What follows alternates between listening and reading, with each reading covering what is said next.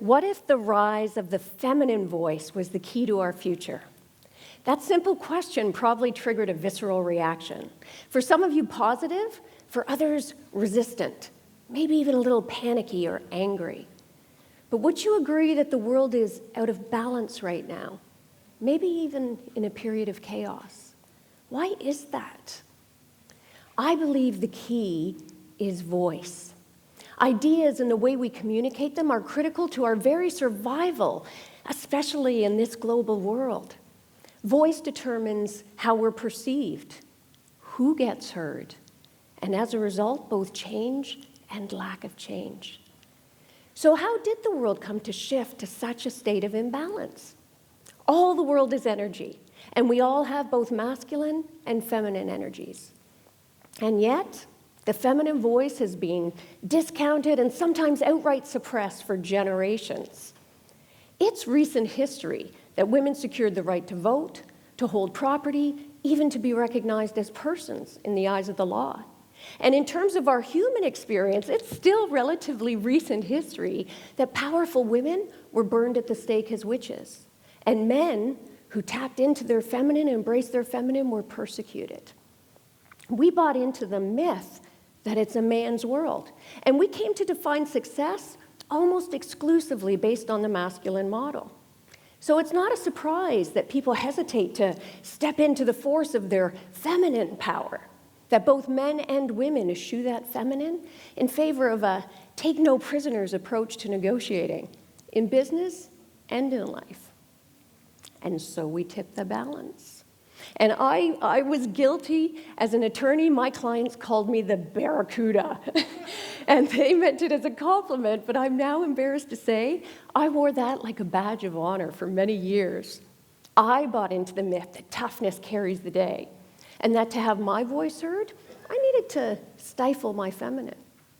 And to be fair, there was some truth to that, because studies show that women are still consistently talked over in social settings, in boardrooms, even in the Supreme Court of the United States. In fact, in an exhaustive review of the US Supreme Court transcripts, they found that the female justices were interrupted in significantly higher percentages than their male counterparts on the bench. So perhaps you'll forgive me if sometimes, I hate to admit, I actually saw my feminine as a liability. And note this wasn't conscious. In fact, I've come to believe it's the insidious nature of these unconscious gender biases that make them so powerful and dangerous. And I'm not going to put you on the spot, but I bet if I asked, how many of you believe that you're biased against women? Very few of you would put your hands up. And you would almost certainly be wrong, because we all carry deeply conditioned gender biases. And I'm not talking about biases just by men against women. I'm talking about biases by women against women, even women against ourselves. Did you know that in a study of young women writing their SAT exams, where half the control group were asked to identify their gender in advance of writing the test, simply check off whether they were male or female, they performed more poorly? I want you to think about that for a moment. The power of a bias, where the simple act of bringing our attention to our femaleness makes us underperform. And in another study, they asked the participants to select the best candidate for the job. Seems simple enough, but unbeknownst to them, the top two resumes were identical, except for name. One man's name, one woman's name. And I'm sure you can see what's coming. In overwhelming numbers, both the male and female participants picked the man for the job based on identical resumes. And for too long, we've had too few women playing in our symphonies. And allegations of gender bias were scoffed at until they were called on to hold blind auditions. And suddenly, lo and behold, more women started getting selected. And so, with that, as more and more men and women reject their feminine in favor of masculine, believing with some reason that that's the only way to get ahead, you can see how we continue to shift that balance. So what's the impact of that? Well, some say we're now in the best of times and the worst of times. Technological advances that would have seemed unthinkable not long ago are now commonplace.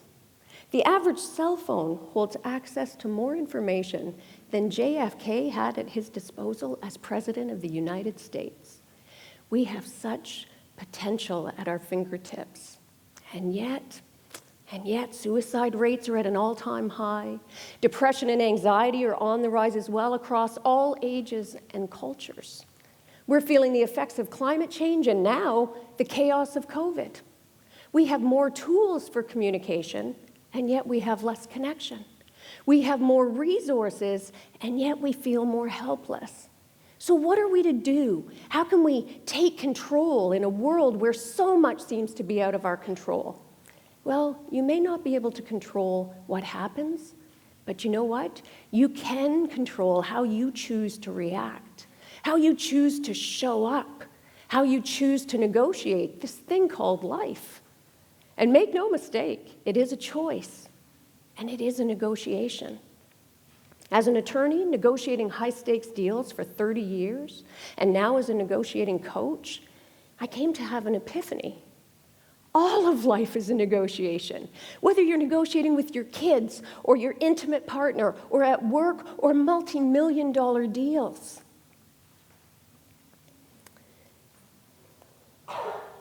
And so I dug in and I researched and I asked myself, what if everything we thought we knew about negotiation was wrong? What if, in fact, it was counterproductive?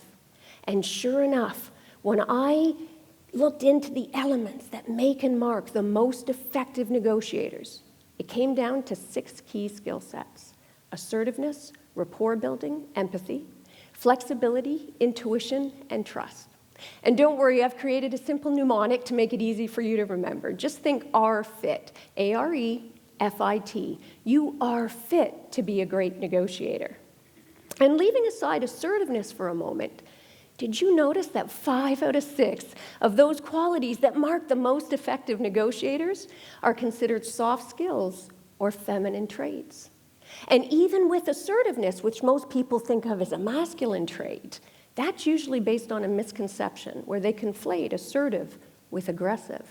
They are not the same thing. Assertiveness comes from confidence, and confidence comes from knowledge, and knowledge comes from preparation. It's that simple.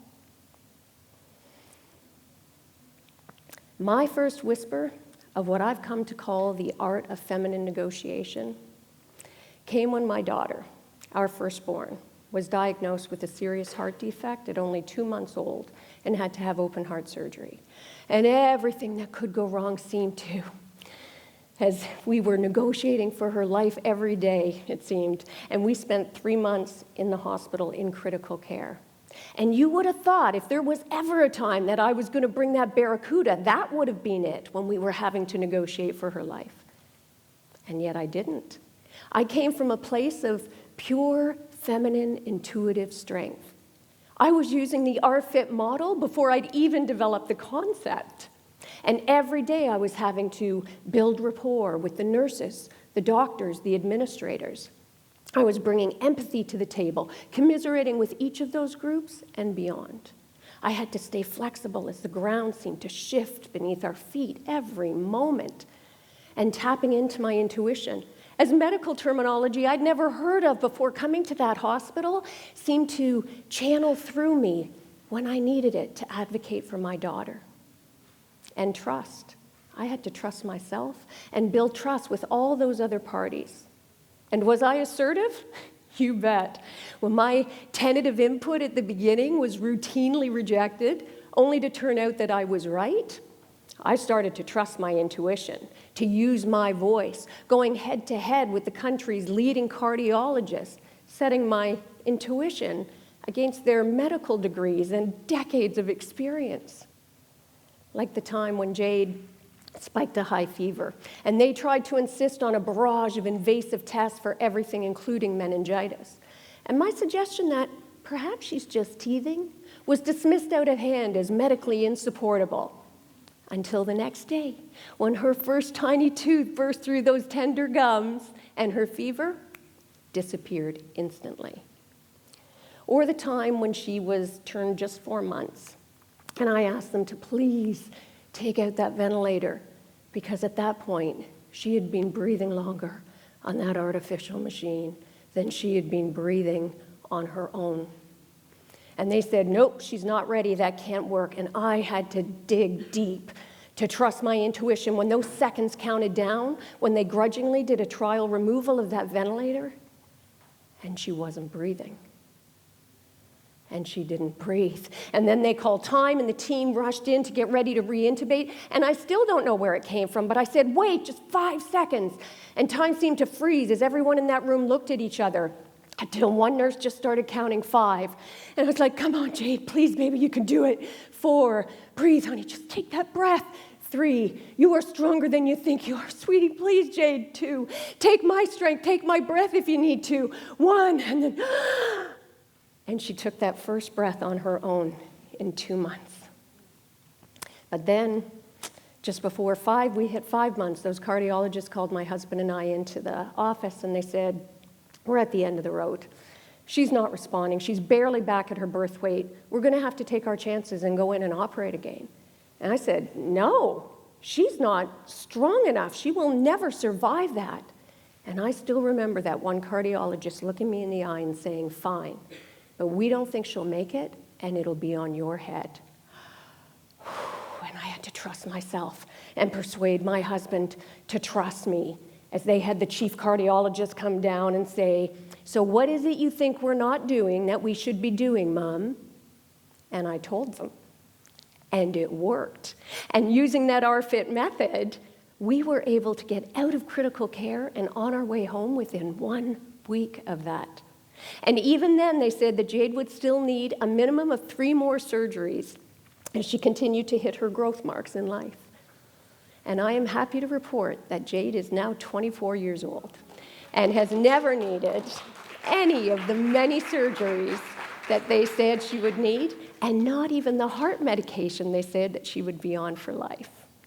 So, for those of you who tap into your feminine, you already use these skills in a myriad of ways every day. You've probably just never thought of it as negotiating. And for those who tap into your masculine, you're able to choose with intention to bring these qualities to your negotiations. You've all likely been conditioned to see these feminine traits as a weakness. So I invite you to flip that perception, turn that story on its head. It's easier than you would think to use these skills to elevate your influence and your persuasive abilities.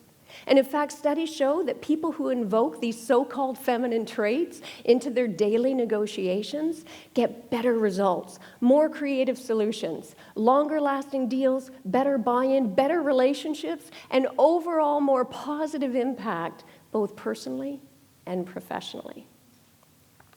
The world is out of balance today. The feminine voice is being diminished, and that imbalance is creating chaos.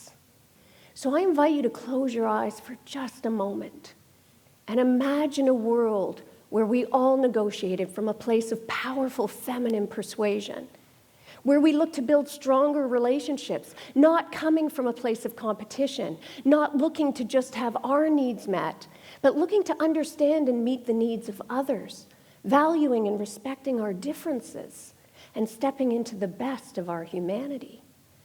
And the gift of that approach is that not only will it amplify your ability to get what you want, but it will pave the road for better solutions for everyone than could be anticipated under the current competitive model.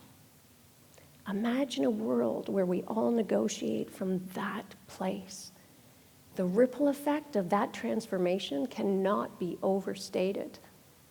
And so I invite you, I call on you to be the change, to shift the world out of fear and uncertainty into a place of powerful resilience and possibility, because we all deserve that.